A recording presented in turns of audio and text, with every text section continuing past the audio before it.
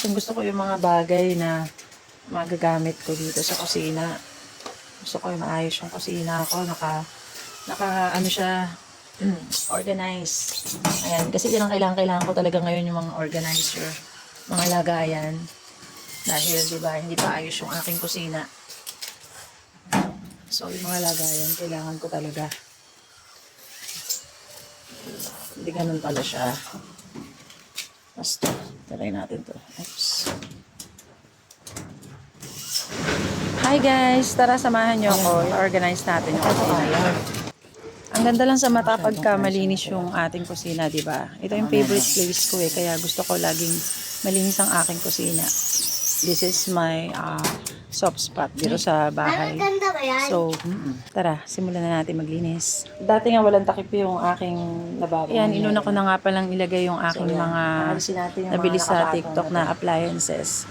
So, yan, yung favorite kong electric kettle tsaka yung lutuan.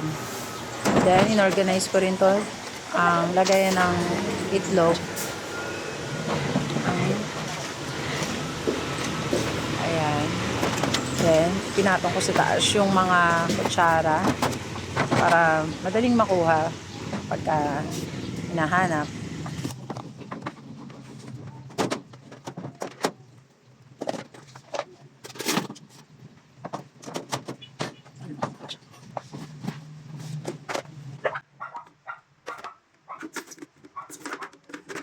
Ito, linisin natin.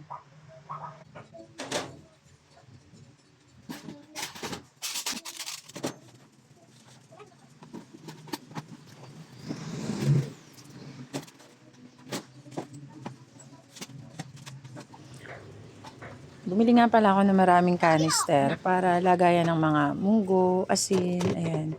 Nagkalat kasi yung mga asin dito sa amin. Walang masyadong mapaglagyan, di ba? Dito kitang-kita mo talaga kung ano yung pwedeng ilagay. Asin, asukal, tsaka yung harina. Ayan, pwede natin ilagay dito. Pasta, pwede din natin ditong ilagay. Ang ganda, di ba? Very aesthetic.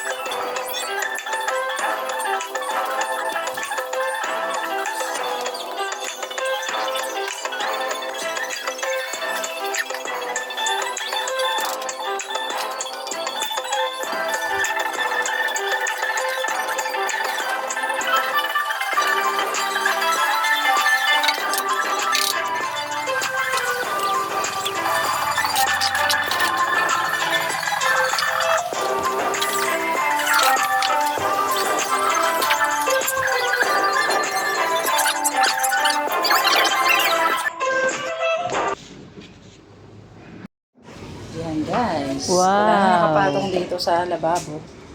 Organize na ang aking mga gamit guys.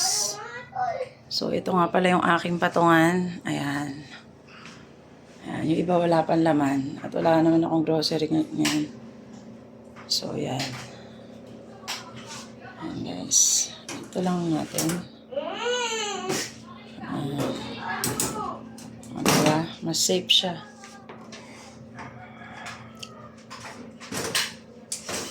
Medyo mahigpit lang itong isa na ito.